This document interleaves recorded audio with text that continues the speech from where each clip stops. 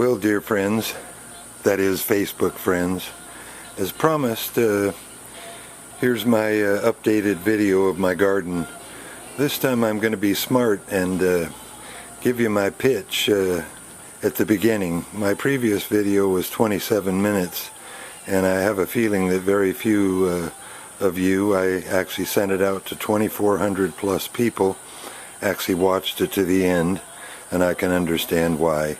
So, focused here in front of you is a Native Forest Council long sleeve 100% organic cotton t-shirt, and my associate Tim Hermach, that is the owner, manager, director of the Native Forest Council, a 25-year environmental organization that's focused on zero cut, is in need of some help.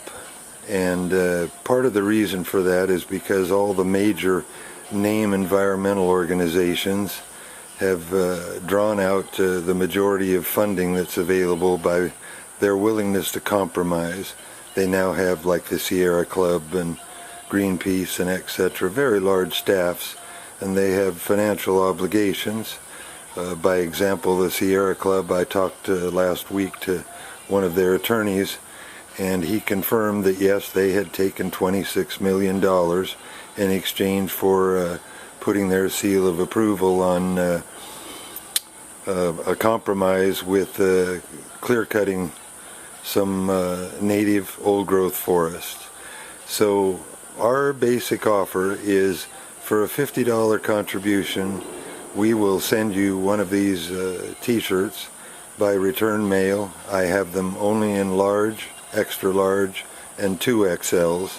I have approximately 350 of them. But as an alternative, I'll offer for anyone sending in a $35 contribution. These are absolutely wonderful. Addicted to War, Why the U.S. Can't Kick Militarism. One of the finest to-the-point publications that I've ever run across. So I just wanted to put that out to you. This gentleman, Tim, took me directly out of the Occupy encampment. I'll show you my bandana. And I got sick for the first time in my adult life, and gave me a place to recover. And he had mentioned to me that I could stay until I got well, and because I'm a landscaper and a gardener and a neatness freak and a housekeeper and etc., now he won't let me go. So I'll just pan around here and let you see a little bit of the environment that he offered me and that I live in, and then I'll give you a quick tour of my garden. Here's another one of those t-shirts, which happens to have been washed about 10 times. The color hasn't faded at all. They're really quite wonderful and a great conversation piece. And again, for anyone willing to send in a $50 contribution, donation, it's totally tax deductible. We're a 501c3 nonprofit organization. Then we'll get this off to you upon receipt of cleared funds next day. And I just thought I'd share with you before I go out into my garden. I've managed to clean up my pea patch. I had over 300 of them, and I'm now drying seeds for my next year's crop, and I have a couple friends I'm going to provide them to too. I'm a seed saver and don't ever want to have to depend on Monsanto's genetically modified or genetically engineered product. And here's a little something that I harvested today. There are 5 zucchinis and 2 cucumbers and a very small cabbage. Last evening,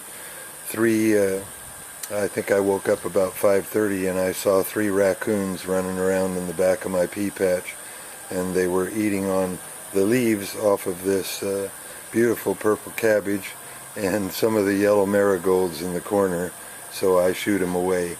Now I'm going to step out here and give you a little tour. Actually, before I do, I just want to share with you, because I'm actually going to pull this up. This is nothing but a weed, about 7 feet tall, and it is so unique. When I sit here and study, I'll listen to it, and it makes popping sounds just like popcorn would in a microwave, and it actually spits the seeds. There's a few down here on the ground. See if I can get close to that one, maybe that one, all the way back to that couch, which is approximately 12-15 feet. It's really quite unique. And then I want to just share one more thing with you. These are French hydrangeas, and they're just extremely beautiful. What amazing color and variety. These are heritage. I don't even think you can get them anymore. Just look at those beautiful textures and colors. And I'll share the other two with you. And then we have a gorgeous peace rose here. I've told people for years that when you cut one rose you get two, but in our particular case you get between, well, you can see right there and another spot up here, you get between 2 and, if you will, 30. The reason why these are all so abundant is that I've fertilized everything here with what I call the poor man's fertilizer. And here's another one of those French hydrangeas. Just gorgeous colors. Standard, or the usual, is just white on white. And he's asked me if I can see if I can take some cuttings and see if we can produce some more of these. Isn't that just gorgeous? So I'm going to do my best at that. Okay, and now just a little tour of my garden again here.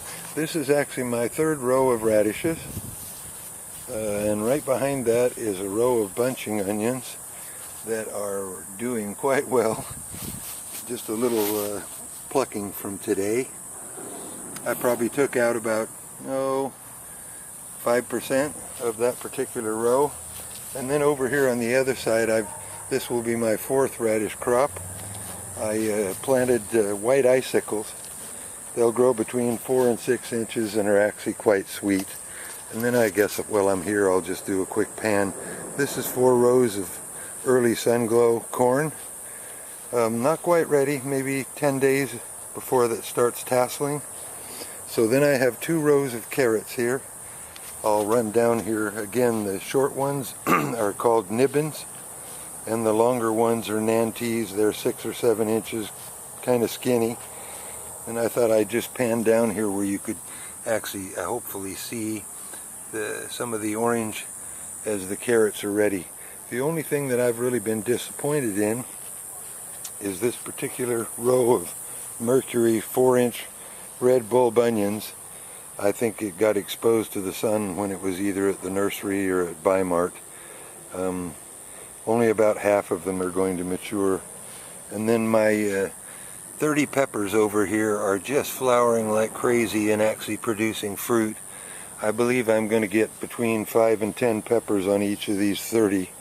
That's, I'm going to say potentially 300.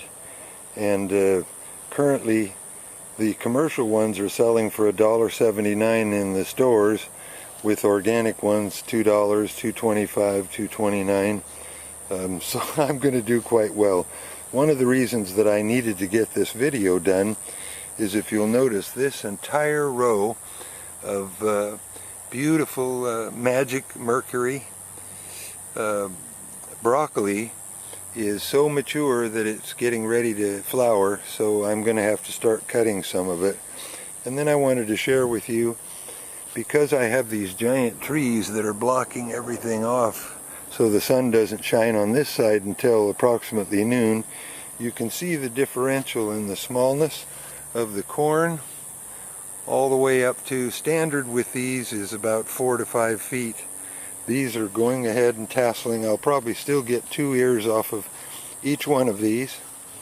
And this is very sweet, beautiful. My last 2 crops of this, I never even cooked an ear. It's so tender and sweet that I just graze while I'm out here, enjoying myself in my garden. So here we are up at the other end shooting down. And then I'm going to take out just a minute and give you a comparison to the other row.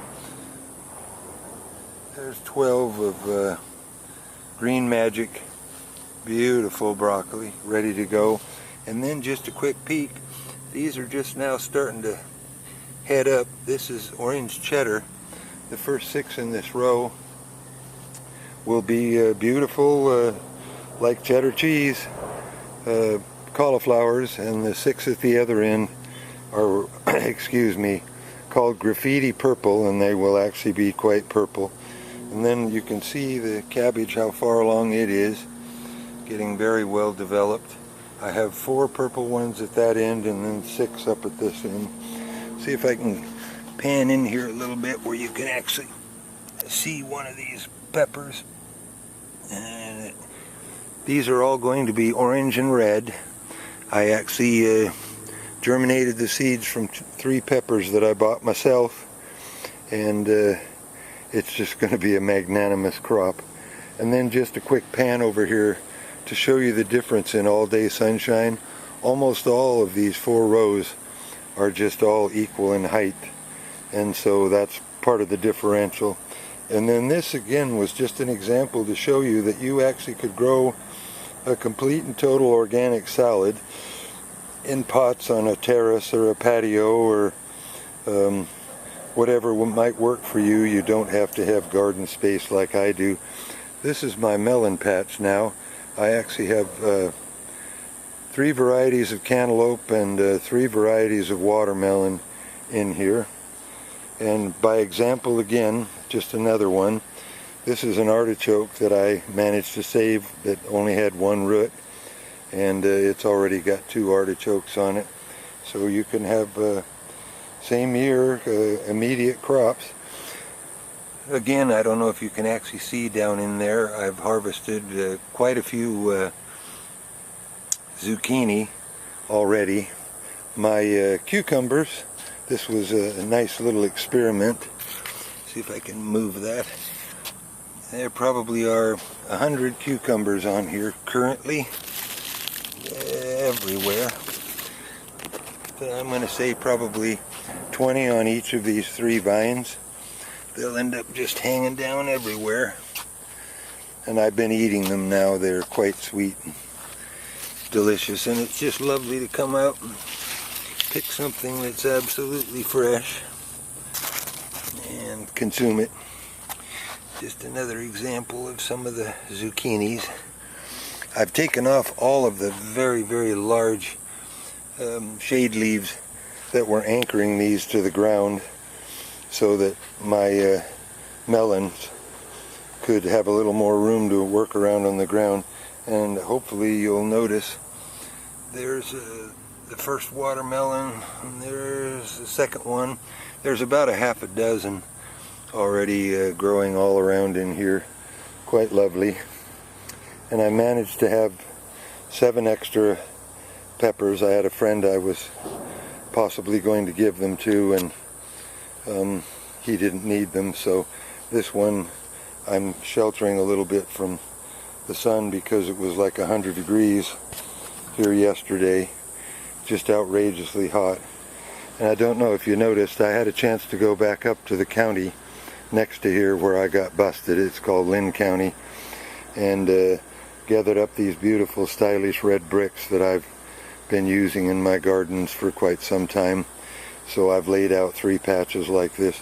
This is my second crop of potatoes, and I just did some additional planting at both ends, and I decided rather than putting a row of lettuce here in the front to switch to, these are called giant mammoth sunflowers.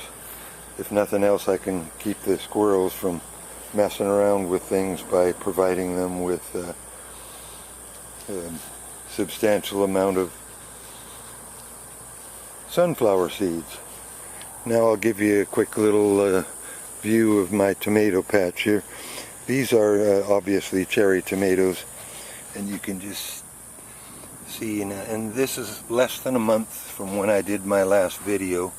There are probably 500 cherry tomatoes on that vine. Don't know if you can see down in there, but cucumbers growing everywhere, front and back. These are more traditional, fairly large size, beautiful reds, and the plants are, I've had to cut off everything down low because they're just overgrowing. These are some more, a different variety of cherries. And then if you'll take a quick peek down here, these are golden pear, and they're truthfully just everywhere in there. Probably the next 5 or 10 days they'll start changing colors. This plant was so abundant I had to cut 3 pieces off from the front and tie things up to the side. This was one of the bottom stalks, if you will, that just started moving out away from there, and so I went and grabbed some wire and set up a cage. It's like I actually have 2 other plants growing right next to the main plant, but I didn't want to cut that off and let it go to waste. And then I'll share with you again, this is the 6-hump red bricks that I use just as a border. I had over 300 super sugar snap peas, and I went ahead and cleaned this whole bed up. There was a purple cabbage, that's the little one you saw up there, and that's the marigold that the ridiculous 3 raccoons decided they wanted to snack on. And I'm sure that you folks can catch a view. I've got them flowering again.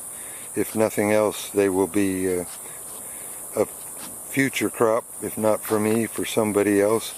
They're still just absolutely as sweet as can be. And behind there, this is what it was supposed to have looked like originally, but the squirrels got in there and messed around with all my sunflowers. So I had 17 originally. This is the only one that actually grew up, but I now have I'll come behind where I can show you. I now have 11 of them growing behind there that will again all get up above the fence. So I have about 24 altogether that I'm going to use to feed them. This bed, as I had said in my previous video, I have 4 rows of Brussels sprouts, and it turns out I actually had to take them back because not one of the 4 rows sprouted. And when I compared the seeds to the new crop that I got, and they're just now sprouting, I think you can barely see them, little green goodies coming up right there. So those have sprouted in 1 week, and I waited 2.5 weeks, and not one of them came up in the other 4 rows. And it turns out that they had mispackaged them at the factory, and they weren't really Brussels sprouts at all.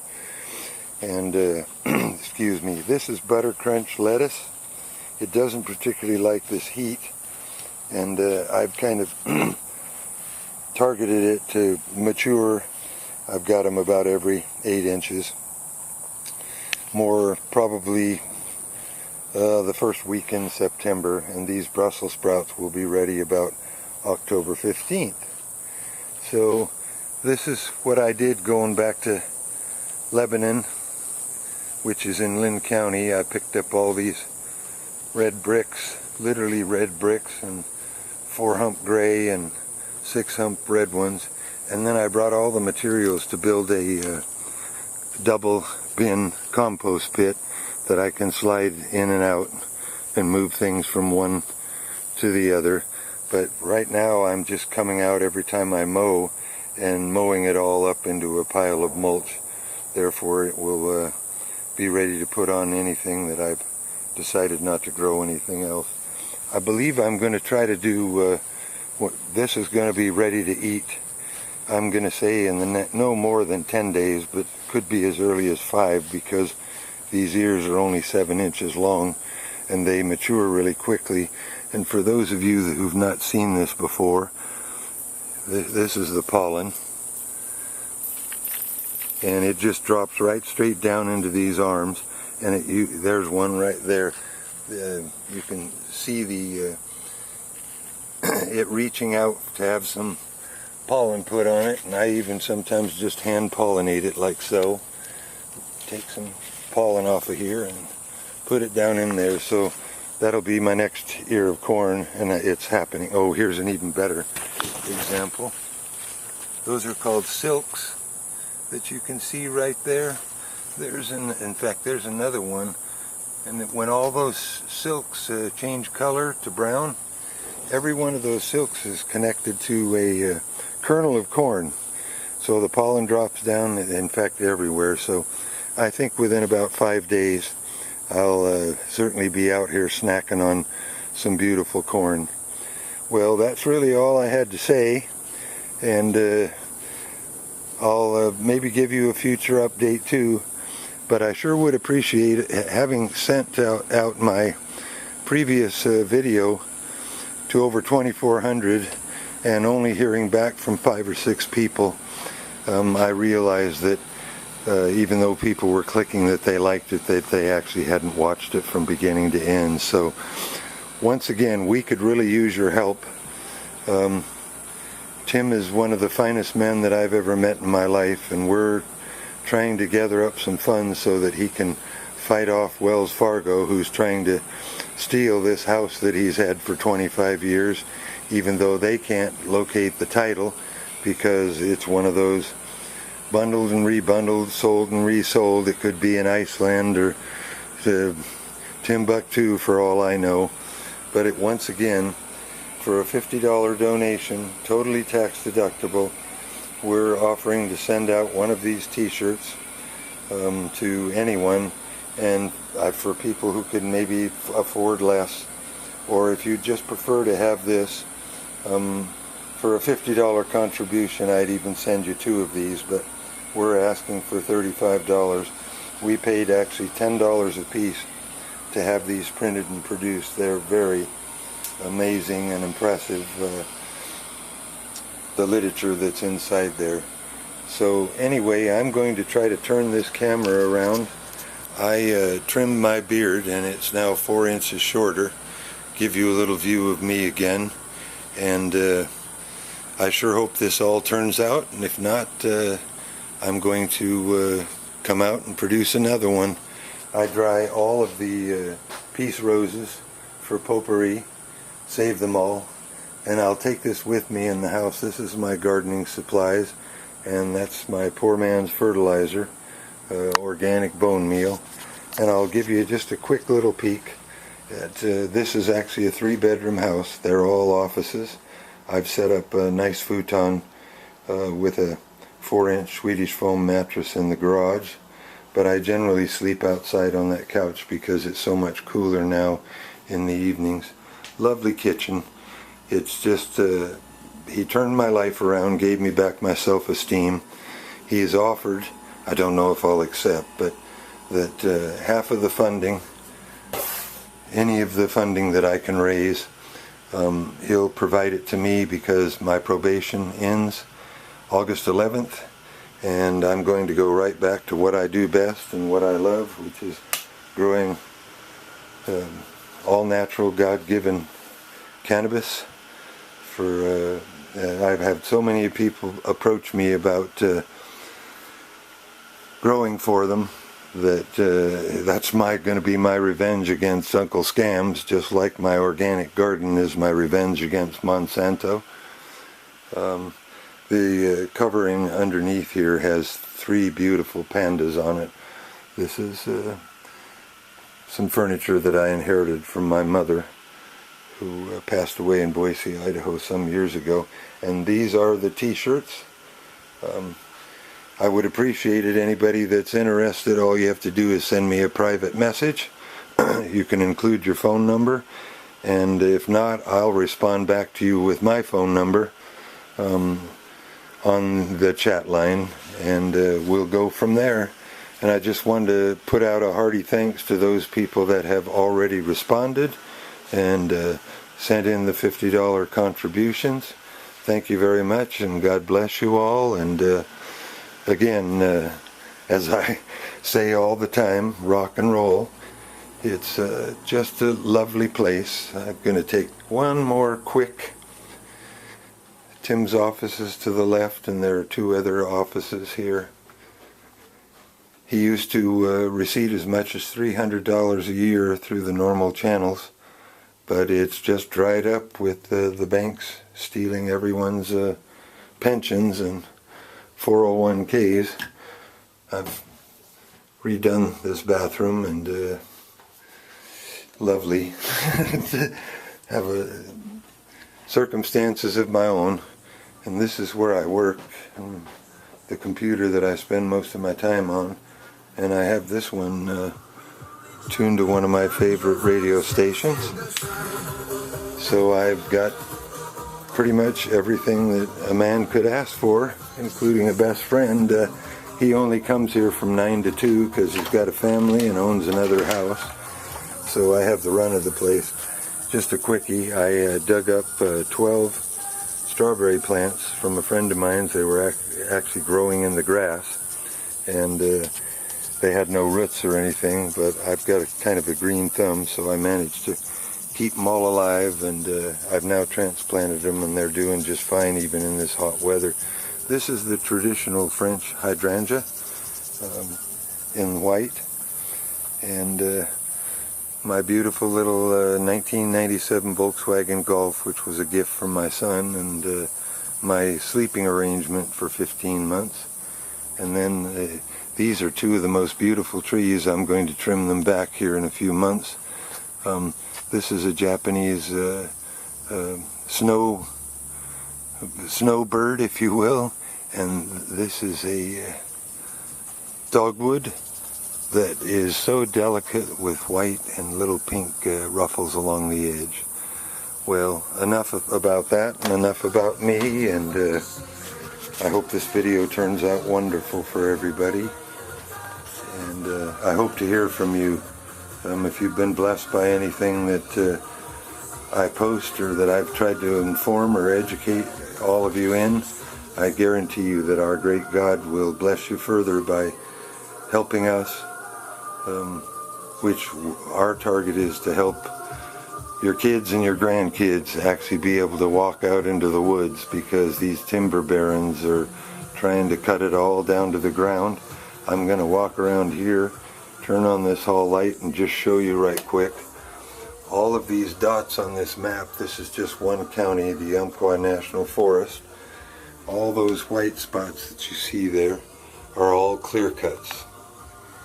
It's just pathetic what they've done, and this is God's air filtration system for the entire human race. So anyway, take care, and love you, and God bless.